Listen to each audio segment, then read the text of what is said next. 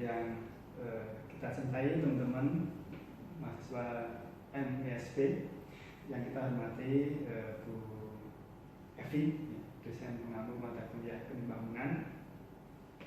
Izinkan kami dari kelompok 13 untuk mempresentasikan tugas kami yang dengan topik neraca pembayaran, utang, krisis finansial, dan kebijakan untuk stabilisasinya.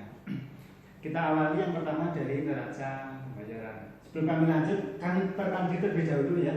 Kelompok 13 terdiri dari 3 anggota. Pertama saya sendiri, Saplono. Yang kedua teman kita Mbak Reni, dan satu lagi teman kita Mbak Fuzi Fausia. Ya. Oke, kita lanjut ke yang neraca pembayaran. Apa itu neraca pembayaran? Jadi neraca pembayaran adalah ringkasan transaksi suatu negara dengan negara lain dalam satu periode tertentu. Jadi siapa saja transaksi di sini itu bisa penduduk atau individu, ya, bisa perusahaan maupun bisa pemerintahnya. Ya, itu. Kemudian dalam neraca pembayaran ini ada 3 komponen, ya, 3 komponen dalam neraca pembayaran. Ya. Yang pertama adalah neraca transaksi berjalan atau current account. Yang kedua adalah neraca transaksi modal atau capital account, dan yang ketiga adalah neraca tunai. Ya, neraca tunai. Jadi balance payment terdiri 3 komponen, yaitu current account, capital account, dan neraca tunai. Apa itu isinya? Mari kita satu persatu. Yang pertama adalah current account. Current account atau transaksi berjalan yaitu neraca yang berfokus pada transaksi ekspor dan impor, baik itu barang maupun jasa. Jadi transaksi keuangan, ya, yang disumbangkan dari aktivitas ekspor dan impor. Yang kedua adalah pendapatan investasi, ya, jadi ada orang atau dia punya ada investasi, hasilnya itu tercatat di current account. Kemudian adalah pembayaran cicilan dari utang luar negeri, ya, bayar bunga utang luar negeri, ya, itu maksudnya di current account juga. Termasuk ini satu kiriman transfer uang dari keluar negeri maupun dari luar negeri, ya, misalnya ada PKI dan sebagainya. Kemudian yang kedua adalah neraca modal. Kalau current account ini memotret terutama di ekspor impor, ya, hanya transaksi, ya, karena ekspor impor berhubungan jasa. Kalau yang neraca modal ini mencatat terkait dengan investment, ya, investasi, ya, pergerakan transaksi karena adanya investasi, berarti investasi masuk maupun investasi keluar. Investasi bisa investasi maupun utang, ya, utang luar negeri. Dan yang terakhir adalah neraca tunai atau cash account. Ini terkait sebagai, ya, nanti berapa banyak cadangan devisa yang dipakai untuk menutup kalau ada defisit di current account dan di capital account-nya. Oke, kita lihat lebih detail satu persatu. Yang pertama, apa itu komponen dalam current account? Kita lihat ini, ya. Current account ini disumbangkan pertama dari ekspor, ini positif, ya, ekspor kan menambah transaksi, ya, ada transaksi masuk, ya, berarti nambah uang dalam negeri, ya. Yang kedua adalah impor, kita mendatangkan berarti kita bayar uang kita keluar. Kemudian investment income, ya, artinya ada pendapatan dari kegiatan investasi. Kalau orang dalam negeri menginvest luar negeri, hasilnya plus, ya, dalam negeri. Kemudian debt service payment, artinya ini adalah pembayaran bunga pinjaman. Negatif kenapa? Karena uang kita keluar untuk membayar bunga pinjaman. Kemudian net remittance dan transfer. Ini kalau kita punya TKI, ya, TKI ngirim duit, baik itu transfer maupun perusahaan remittance, ya, itu tandanya positif. Ini adalah jumlahnya nanti terekam di dalam current account. Yang kedua terkait dengan capital account atau neraca modal. Komponennya apa saja? Yang pertama adalah direct private investment, ya. Jadi ada penduduk luar negeri, ya, investasi langsung di Indonesia. Atau foreign loan, ya, utang luar negeri, baik itu utang private, swasta maupun utang pemerintah, ya. Kemudian increase in foreign asset of the domestic banking system. Jadi ada perbankan kita ya itu yang meningkatkan aset luar negerinya ya. Berarti kan ada aset bank di dalam negeri yang lari ke luar negeri walaupun masih punya kita tapi kan berada di luar negeri, ini mengurangi ya, mengurangi. Terakhir adalah resident capital outflow, jadi ada pelarian modal keluar ya, pelarian modal keluar ini total nanti di current di capital account. Nah kemudian terakhir adalah yang satunya tadi ya, ini adalah penyimbangnya nanti kalau ada surplus atau defisit di current account dan di capital account-nya. Seperti apa contohnya? Ini adalah ringkasannya tadi ya, ringkasan dari balance of payment tadi yang menyumbangkan transaksinya positif, berarti menyumbangkan ada uang masuk ya. Itu apa saja? Pertama adalah ekspor ya. Kedua adalah ada pendapatan investasi dari luar negeri ya. Ini dua-duanya ini terekam di dalam yang current account. Kemudian yang ketiga adalah penerimaan uang dari luar negeri. Ini juga masih sekarang ya, kalau uangnya ini hutang ya berarti dia atau ini ya 34 ini dari capital account ya. Penjualan saham ini sudah capital account, artinya saham kita, obligasi kita dibeli oleh orang luar negeri sehingga uang masuk ya. Kemudian yang transaksi negatif, artinya yang uang kita keluar ya. Apa saja? Pertama adalah karena ada aktivitas impor barang maupun jasa ya. Yang kedua adalah ada orang luar negeri invest di Indonesia, hasilnya akan kembali ke luar negeri.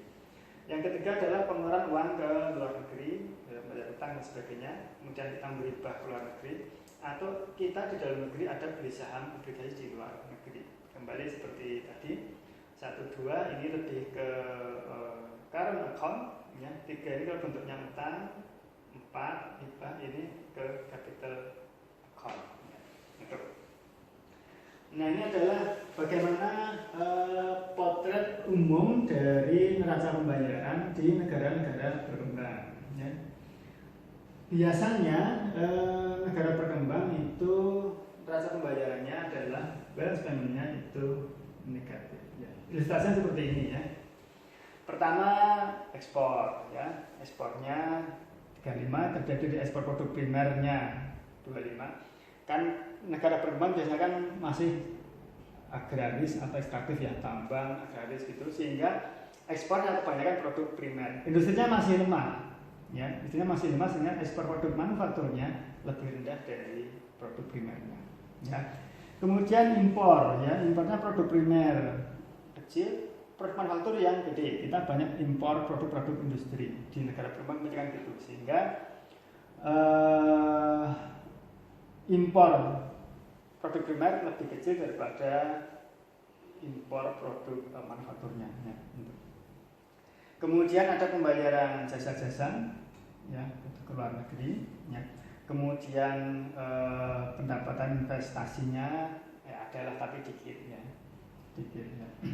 Kemudian saldo kiriman, nah, ada TKI dan sebagainya ada, cuma nggak banyak juga. Ya.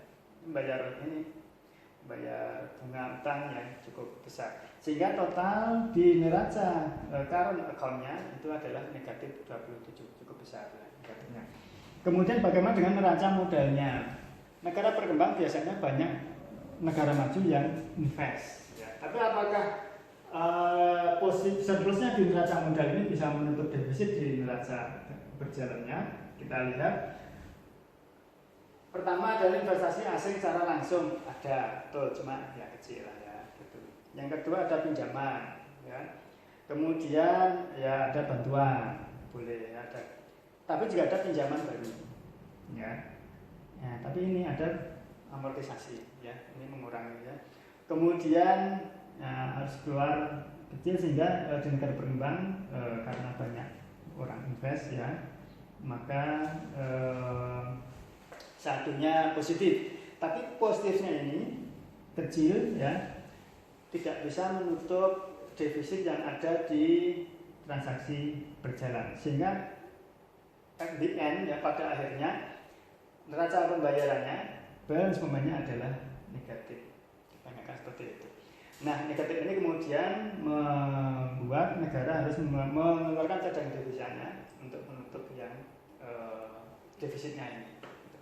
Pertanyaannya adalah negara berkembang punya cukup cadangan devisa atau tidak untuk menutup defisitnya ini, ya, gitu. Kalau nggak punya seperti apa? Kalau nggak punya cukup, maka mau nggak mau akhirnya negara berkembang harus cari pinjaman luar negeri ya untuk supaya dia punya devisa untuk bisa menutup cadangan defisit di neraca pembayarannya ini. Ya. Transaksi berjalan mengalami defisit yang akhirnya negara menjadi peminjam neto negara lain. Ya, negara cari pinjam negara lain dan transaksi modal hanya menyumbang sedikit untuk membiayai defisit tersebut. Nah, kalau negara berkembang karena punya defisit di neraca pembayarannya, inilah yang menjadi salah satu penyebab latar belakang kenapa negara berkembang harus berhutang. Nah, yang pertama tadi ya, negara berkembang ya itu harus menutup defisit neraca pembayarannya tadi itu dengan mengurangi cadangan devisanya. Oke, saya sampaikan di depan. Kemudian yang kedua adalah bagi negara miskin atau terbelakang, ya. Biasanya cadangan devisanya terbatas. Ini masalah memang ya, sehingga harus cari pinjaman tadi. Tapi ada strategi lain yang secara teori bisa dilakukan. Yang pertama adalah negara harus memperbaiki neraca pembayarannya. Jadi ke neraca berjalannya ya, dengan cara menaikkan, karena apanya diperbaiki dengan cara menaikkan ekspor, ya, membatasi impor. Yang kedua adalah melakukan devaluasi mata uang sehingga harga ekspor menjadi lebih rendah dan produk menjadi lebih kompetitif di pasar ekspor. Ya, tapi juga devaluasi ini tidak serta-merta bisa dilaksanakan karena mestinya bisa dilaksanakan dengan pertimbangan-pertimbangan tertentu ya, karena ini ada konsekuensinya. Yang ketiga, ini yang mudah yaitu dengan cara meminjam ke lembaga internasional. Ya, gitu. Nah, apa dampak kemudian ketika negara ini punya hutang? Apa konsekuensinya? Nah, akan dijelaskan oleh teman kita berikutnya. Silakan Mbak Fuzi Fauzia.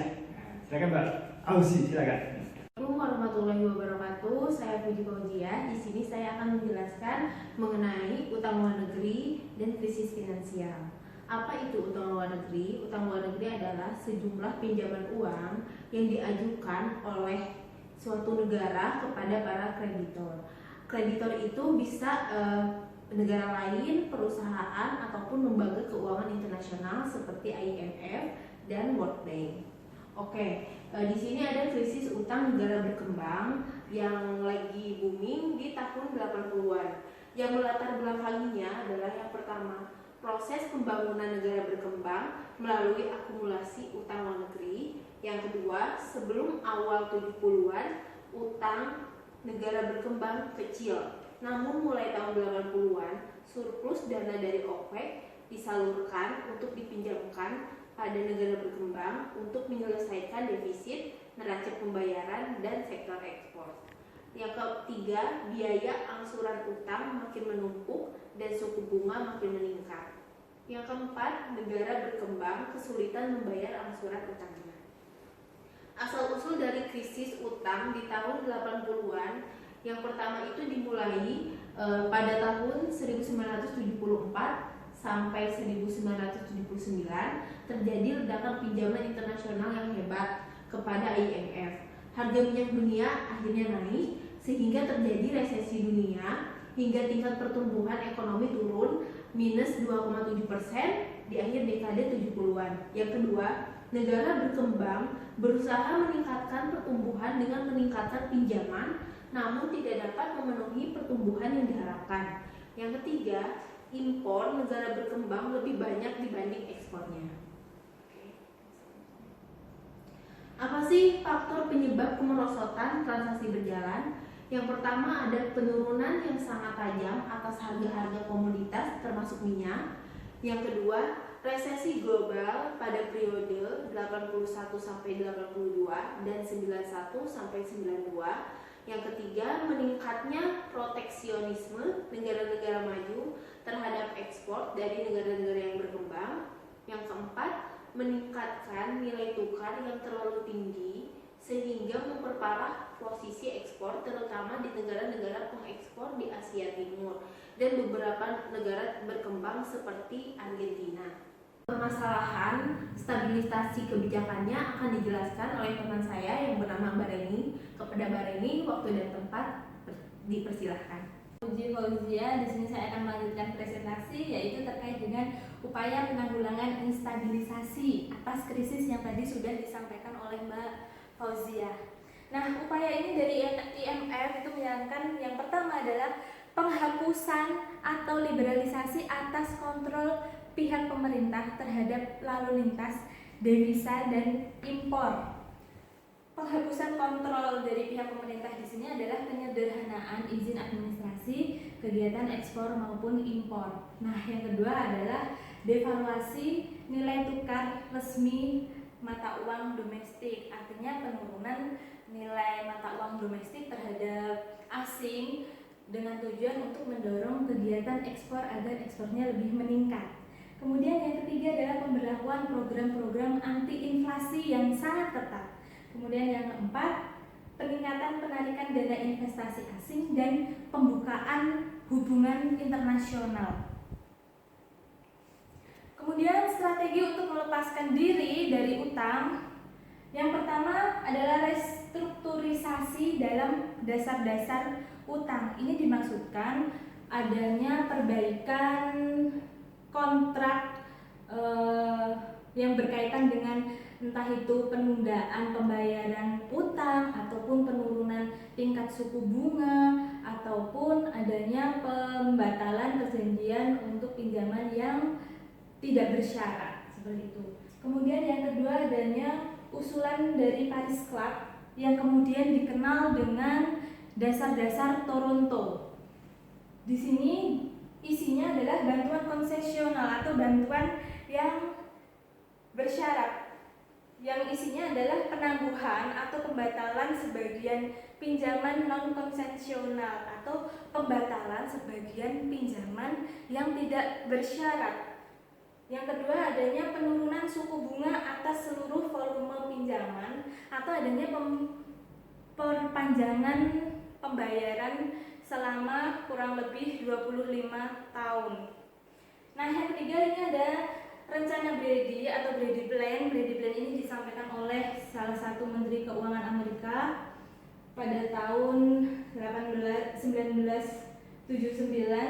Ini bermaksud untuk menghapus sebagian utang, tapi sisa pinjaman tidak terhapuskan dan akan dijamin pelunasannya oleh IMF, tapi dengan syarat negara-negara yang dijamin pelunasannya oleh IMF itu mengikuti program penyesuaian dari IMF atau resep-resep dari IMF dalam mengatasi krisis utang di negaranya.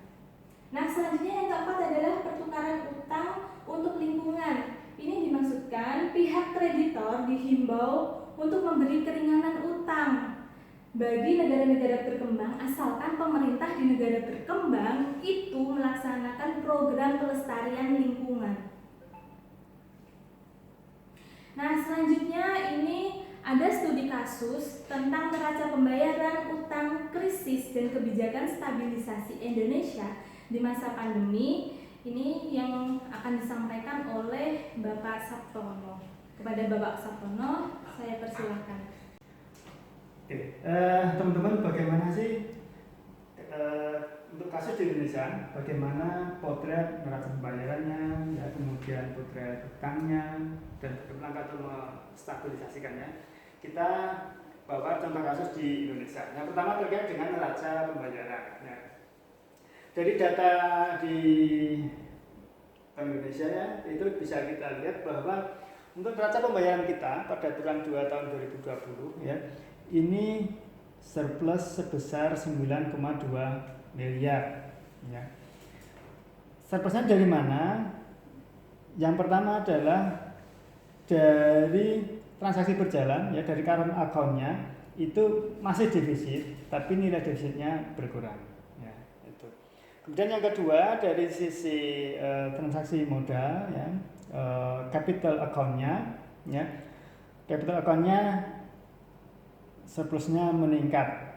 Ya, dengan demikian neraca pembayaran kita surplus pada akhir Juni 2020, akhir bulan 2, kita punya cadangan devisa sebesar 131,7 miliar US dollar. Nah, ini perinciannya adalah yang pertama kalau dari sisi tadi ya, dari sisi current account kita ya, transaksi berjalan kita, ekspor impor kita tadi ya, mengalami defisit sebesar 2,9 miliar. Itu 1,2% dari PDB. Walaupun defisit, tapi pada triwulan sebelumnya ya triwulan 1 itu sebesar 3,7, jadi 1,4% dari PDB. Jadi betul kita masih defisit untuk ekspor impornya, tapi nilai defisitnya mengecil. Kemudian bagaimana dengan capital account-nya ya, transaksi neraca modalnya? Kita lihat di sini ya, pada bulan 2 mencatat masih surplus, cukup signifikan dibanding dengan sebelumnya. Jadi sebelumnya surplus, di bulan 2 surplusnya naik cukup signifikan. Ya. Surplus transaksi modal dan finansial tercatat sebesar 10,5 miliar US dollar. Capital account-nya surplus 10,5. Kemudian current account-nya itu defisit sekitar ya 2,9 miliar, sehingga netnya kita masih di total balance payment-nya kita masih surplus sekitar 9,2. Jadi surplus di sini bisa menutup defisit yang ada di sini. Gitu. Kemudian bagaimana tahun 2020 ini kira-kira bagaimana prospek neraca pembayaran kita? Yang pertama tadi kelihatan bahwa neraca pembayaran kita tetap baik, ya, masih surplus cukup besar tadi. Ya. Yang kedua, defisit di transaksi berjalan di ekspor impor kita ya masih ada defisit, tapi tadi kan sudah berkurang ya defisitnya, tetap rendah ya di tahun 2020. Ya. Neraca pembayaran positif, ekspor impor kita masih defisit, tapi defisitnya mengecil. Ya. Kemudian yang ketiga adalah kinerja transaksi modal dan finansial ya, capital account kita diperkirakan masih akan surplus 2 triwulan surplus terus ya. Sehingga risiko pada perekonomian global tetap perlu ya, diwaspadai. Artinya apa? Artinya sebenarnya dari potret ini prospek balance payment kita di tahun 2020 cukup convincing, meyakinkan, tapi tetap harus waspada karena apa? Karena ada second wave COVID-19 ya. Adanya COVID-19 di berbagai negara ini membuat perekonomian jadi cukup volatil, sehingga kita boleh optimis di sini, tapi tetap harus waspada efek dari COVID-19. Nah, pertanyaan adalah kok bisa kita itu ada pandemi corona tapi balance payment kita ini tetap surplus ya, seperti itu. Ekspor impornya defisit ya. Tapi kok neraca modalnya ini tumbuh ya, surplusnya tumbuh. Nah, ada dua kemungkinan. Pertama adalah mungkin investasi asing yang masuk ke kita meningkat. Ini juga masuk akal karena apa? Karena secara umum ya, walaupun ada corona dan sebagainya, tapi situasi politik keamanan kita cukup terkendali, sehingga ini juga bisa memberikan jaminan kepastian pada para investor untuk tetap berada di Indonesia. Atau yang kedua, ingat capital account itu selain dari foreign direct investment, komponennya satu lagi adalah dari hutang. Kita juga perlu lihat nanti di tahun 2020 ini apakah komponen hutang kita meningkat. Nah, kalau komponen hutang kita meningkat, kemungkinan itu juga yang menyumbang pada surplusnya di balance of payment kita. Nah, bagaimana potret hutang kita di tahun 2020? Kita sambut teman kita, Mbak Fuzi Fauziah.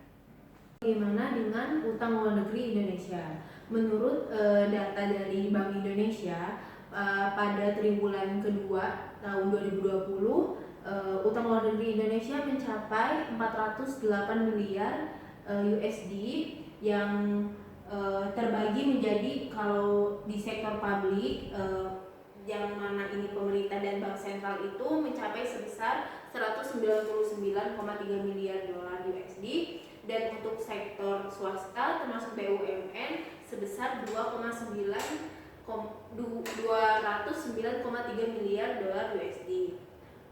Utang luar negeri Indonesia tersebut tumbuh 5% lebih tinggi dibandingkan pertumbuhan triwulan sebelumnya sebesar 0,6%. Mengapa sih bisa terjadi pertumbuhan yang begitu tinggi dari yang asalnya 0,6% menjadi 5%? Ini karena tadi adanya second wave dari COVID-19.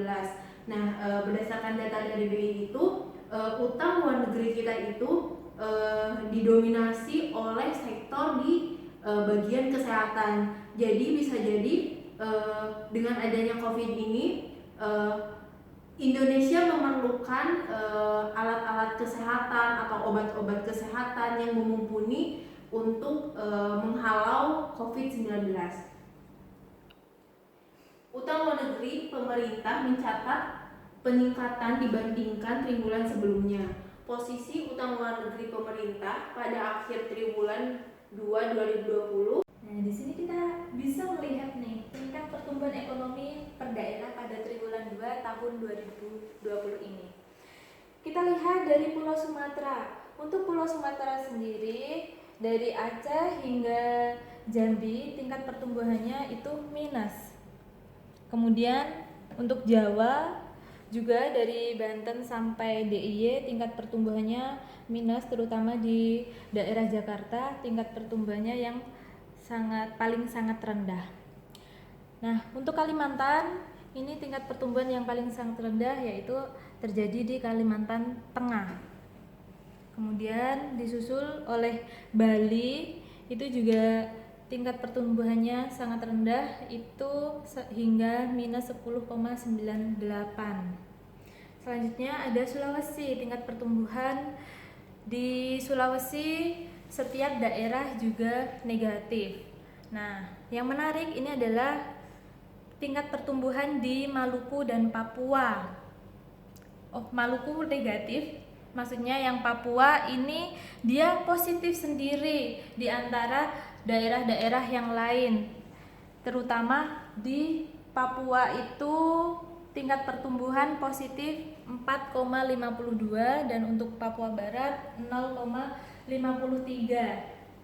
Kenapa Papua ini tingkat pertumbuhannya bisa positif? Dikarenakan di Papua itu ekspor emas dan tembaga itu sangat tinggi. Jadi sektor primer ini memang tidak terlalu terdampak COVID sehingga mereka masih tetap berproduksi lebih banyak sehingga mereka bisa menyumbang tingkat pertumbuhan Indonesia seperti itu. Nah, untuk kondisi inflasi dan suku bunga, inflasi pada triwulan 2 tahun 2020 tetap rendah dan terkendali. Inflasi tercatat rendah sebesar 0,32%, menurun dari sebelumnya yaitu 0,76%. Untuk tingkat suku bunganya, pertumbuhan besaran moneter melambat dipengaruhi perekonomian yang belum kuat meskipun suku bunga perbankan telah menurun. Nah, pada bulan Juni 2020 pertumbuhan M1 dan M2 ini melambat yaitu 8,2%.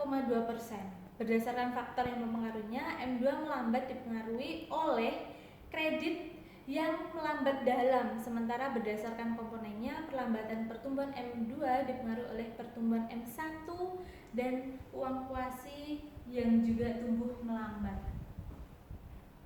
Untuk kondisi kemiskinan dan ketimpangan di Indonesia sendiri di masa pandemi ini, pada Maret tahun 2020 tingkat kemiskinan itu sebesar 9,78%.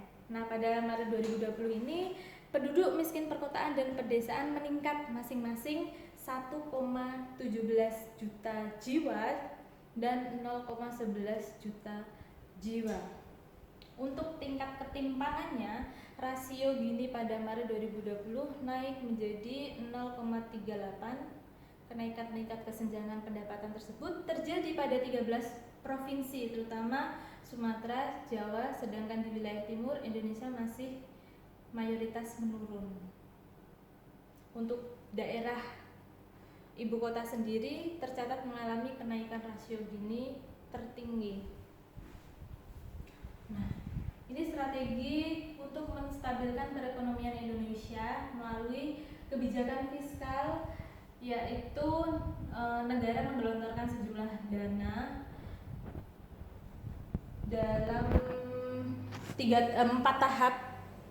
Untuk stimulus yang pertama digelontorkan dana sebesar 10,4 triliun, yaitu mayoritas ini kartu sembako, subsidi bunga, dan insentif pariwisata. Kemudian untuk yang stimulus kedua ini digelontorkan pada bulan Maret 2020 sebesar 22,9 triliun. Nah, untuk yang insentif ketiga ini pada kisaran angka 405,1 triliun. Sedangkan untuk stimulus yang keempat ini kisaran 695,2 triliun. Bentuk stimulus ini adalah upaya pemerintah dalam mengatasi pandemi untuk menaikkan permintaan agregat negara, sehingga ketika permintaan agregat ini tinggi, ini dimaksudkan supply atau penawaran bisa meningkat sehingga pertumbuhan ekonomi yang diharapkan itu bisa tercapai. Demikian presentasi dari kami kelompok 13 yang beranggotakan saya Reni, Mbak Puji Fauzia, dan Bapak Sabtono. Terima kasih atas kesempatan dan waktunya. Sekian, wassalamualaikum warahmatullahi wabarakatuh. Waalaikumsalam.